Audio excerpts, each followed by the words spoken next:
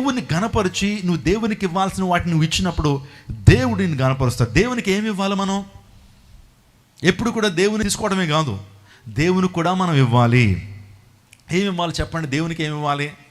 మనం 5 ప్రాముఖ్యమైన విషయాలు దేవునికి ఇవ్వాలి. 1, దేవునికి మన హృదయాన్ని ఇవ్వాలి. దేవునికి ఏమి ఇవ్వాలి?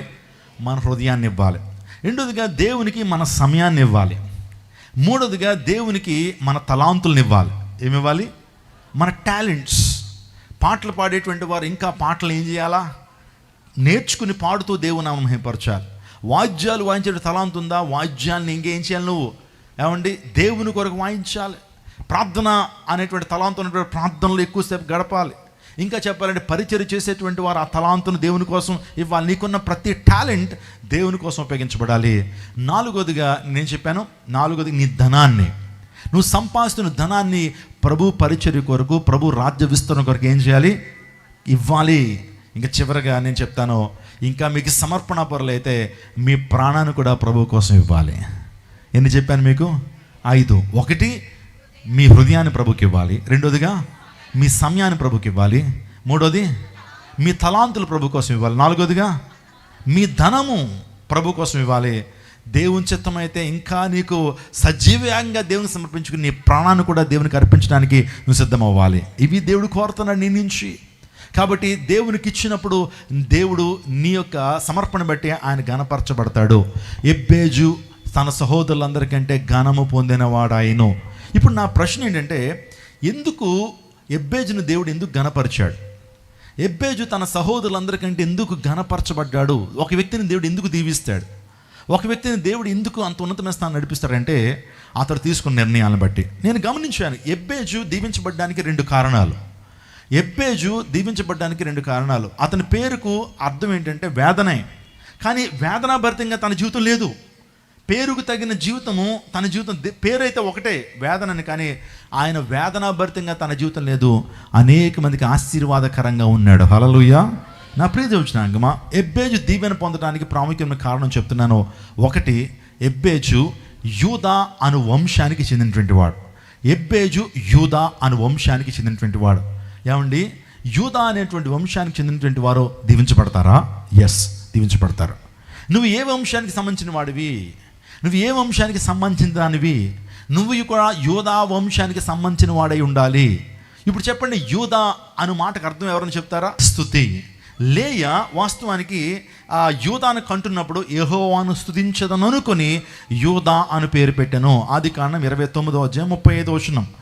లేయా, యాకోబు వారినటువంటి లేయా ఏమనుకుందంటే, లేయా కంటున్నప్పుడు యెహోవాను స్తుతించదను అనుకొని యూదా అను పేరు పెట్టాను. అంటే యూదా అన్న మాటకు అర్థం ఏంటి? స్తుతి. మీరు కూడా స్తుతి వంశానికి సంబంధించిన వారైతే, స్తుతి వంశానికి సంబంధించిన వారైతే మీరు కూడా ఘనము పొందినటువంటి వారుగా మారతారు. దేవుడు మిమ్మల్ని దీవిస్తాడు. అంటే దాని అర్థం ఏంటి? స్తుతి వంశానికి సంబంధించిన వారు అంటే స్తుతి చేసేటువంటి వారిని దేవుడు దీవిస్తాడు. ఆరాధించేటువంటి వారిని దేవుడు ఏం చేస్తాడు? దీవిస్తాడు. ఆరాధన అనే మాటకు అర్థం ఏంటి తెలుసా? ప్రేమకు బదులుగా ప్రేమను అందించుట. యేసయ్య మనల్ని అమితంగా ప్రేమించారు. ఏ ఒక్కరూ చూపించిన ప్రేమను యేసయ్య మనపై చూపించారు. యేసయ్య ప్రేమ అపారమైనటువంటిది. యేసయ్య ప్రేమ శాశ్వతమైనటువంటిది. యేసయ్య ప్రేమ అవధులేనటువంటి ప్రేమ. గొప్ప ప్రేమతో యేసుక్రీస్తు ప్రభు వారు చూపించారో ఆ ప్రేమను తిరిగి దేవునికి అందించుటే ఆరాధన. చూడండి, ఆరాధన అంటే నేను ఇంకొక ప్రాముఖ్యమైన అర్థం చెప్తాను. కష్టాల్లో కూడా దేవుణ్ణి ఆరాధించేటువంటి ఆరాధన నిజమైనటువంటి ఆరాధన. చూడండి, యోబు తన జీవితంలో కష్టాల్లో, నష్టాల్లో, హింసల్లో, వ్యాధుల్లో, ప్రతికూల పరిస్థితుల్లో కూడా దేవుణ్ణి ఏం చేశాడు? స్తుతించాడు, ఆరాధించాడు. నిజమైన ఆరాధికుడు. ఇంకో మాట చెప్తున్నాను, ఆరాధన అన్న మాటకు అర్థం ఏంటంటే మన హృదయంలో విగ్రహాలని చంపుట ఆరాధన. ఏంటది? మన జీవితాల్లో విగ్రహాలని చంపుట ఆరాధన. సందర్భాల్లో మన యొక్క జీవితాల్లో కొన్ని విగ్రహాలు ఉన్నాయి, ఆ విగ్రహాలను చంపాలి. అబ్రహాము తన హృదయంలో ఉన్నటువంటి విగ్రహం ఏంటి తెలుసా? తన కుమారుడైనటువంటి ఇస్సాకు. అంటే విగ్రహం అంటే ఏంటి అని అంటే ఆలోచన చేస్తే, దేవుని కంటే అధికంగా మనం దేనైతే ప్రేమిస్తామో అది మనకు విగ్రహము. దేవుని కంటే అధికంగా నువ్వు దేన్ని ప్రేమిస్తున్నావు? దేవుని కంటే అధికంగా నువ్వు ఎవరిని ప్రేమిస్తున్నావు? దేవుని కంటే అధికంగా నువ్వు దేన్ని ప్రేమిస్తున్నావు? ఒకసారి ఆలోచించి. కొంతమందికి దేవుని కంటే అధికంగా బంగారాన్ని ఎక్కువ ప్రేమిస్తుంటారు. అంటే బంగారం నీకేంటి? విగ్రహం. అర్థమవుతుందా? దేవుని కంటే అధికంగా కొంతమంది తమ తోబుట్టువుల్ని, బిడ్డల్ని ప్రేమిస్తారు. నీ బిడ్డలు ఏమవుతున్నారు? నీకు ఏమవుతున్నారు? విగ్రహం అవుతున్నారు. అబ్రహాము తన జీవితంలో దేవుని ప్రేమించేటువంటి వాడే, కానీ దేవుని కంటే అధికంగా తన కుమారుని ఎక్కువగా ప్రేమిస్తున్నాడు. ఒక రకంగా చెప్పాడు, ఇస్సాకు అబ్రహాముకి ఏమవుతున్నాడు? విగ్రహం అవుతున్నాడు. లేక పుట్టాడు, 100 సంవత్సరాల ప్రాయంలో పుట్టాడు. అందుని బట్టి ఇస్సాకును కాళ్ళు కింద పెట్టనివ్వట్లా. దేవుడు అన్నాడు, నీ ఒక్కగానొక కుమారుణ్ణి మోరియా దేశంలో ఉండే ఒక పర్వతం మీద తీసుకొచ్చి నాకు దహన బలి అర్పించు అన్నాడు. అంటే అబ్రహాము వినుతీశాడా? తన హృదయంలో విగ్రహాన్ని చంపటానికి, దేవునికి బలి అర్పించడానికి వెళ్ళాడు. అందును బట్టే అబ్రహాముని దేవుడు బహుగా దీవించాడు. ఒక విషయం చెప్పాలి, దేవుడు ఎప్పుడు కూడా బలులను కోరుకోడు. ఎప్పుడు నరబలులను దేవుడు ఏనాడు కూడా కోరుకోలేదు. అబ్రహామును పరీక్షించడానికి మాత్రమే ఇస్సాకుని అడిగాడు, కానీ ఎప్పుడు కూడా నా దేవుడు ఎప్పుడు కూడా నరబలిని కోరలేదు. మీలో చాలామంది వచ్చేమో, యొఫ్తా ఒక తీర్మానం తీసుకున్నాడు కదండి. తను యుద్ధంలో గెలిచి ఇంటికి వస్తున్నప్పుడు ఎవరైతే ముందు కనబడతారో వారిని ఏం చేస్తాడు? నీకు దహన బలి అర్పిస్తానని ఇస్తానన్నాడు కదా. అదేంటో తెలియదు. తన కుమార్తె తన ముందుకు వచ్చినప్పుడు, వాస్తవానికి తన కుమార్తెను చాలామంది అంటారు బలిచ్చాడు కదండి, దేవునికి సమర్పించాడు అంటే దేవుని పరిచర్య కోసం ఇచ్చాడు. అంతేగాని యొఫ్తా తన కుమార్తెను ఏం చేయలేదు? దహన బలి ఇవ్వలేదు. నా దేవుడు దహన బలి కోరుకునేటువంటి వాడు కాదనే విషయాన్ని జ్ఞాపకం చేస్తున్నాను.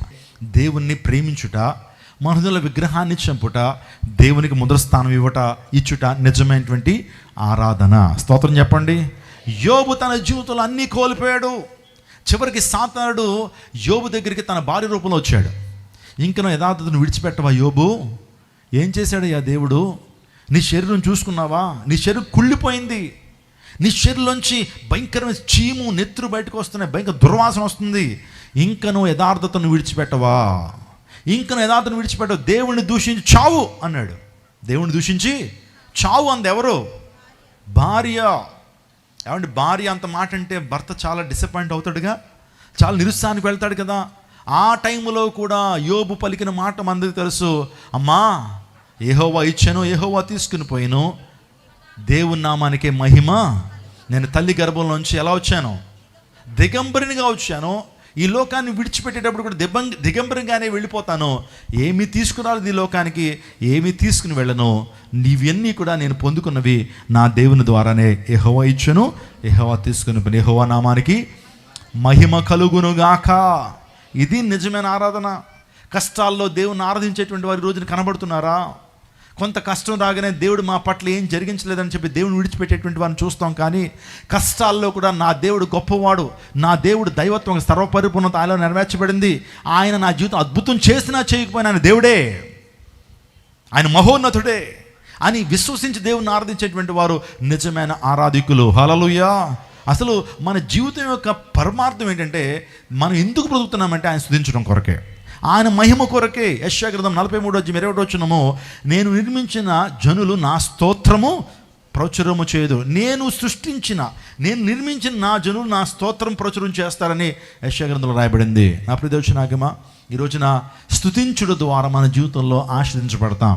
స్తుతి మీ స్థితి మార్చేస్తుంది. స్తోత్రం చెప్పండి. మీరు స్తుతి చేస్తున్నప్పుడు మీ స్థితిని మార్చేటువంటి గొప్ప శక్తి కలిగింది స్తుతి. ఇక్కడ ఎబ్బేజు స్తుతి వంశంలో పుట్టాడు, యోధా వంశంలో పుట్టాడు. అందుని బట్టి ఎవరైతే యోధా వంశంలో పుడతారో, స్తుతి అనేటువంటి అనుభవాన్ని కలిగి ఉంటారో, ఆరాధన చేసేటువంటి అనుభవం ఎవరైతే ఉంటారో వారు ఆశీర్వదించబడతారు. Praise God. ఎబ్బేజు తన సహోదరులందరికంటే ఘనం పొందినవాడు. ఎందుకు తెలుసా?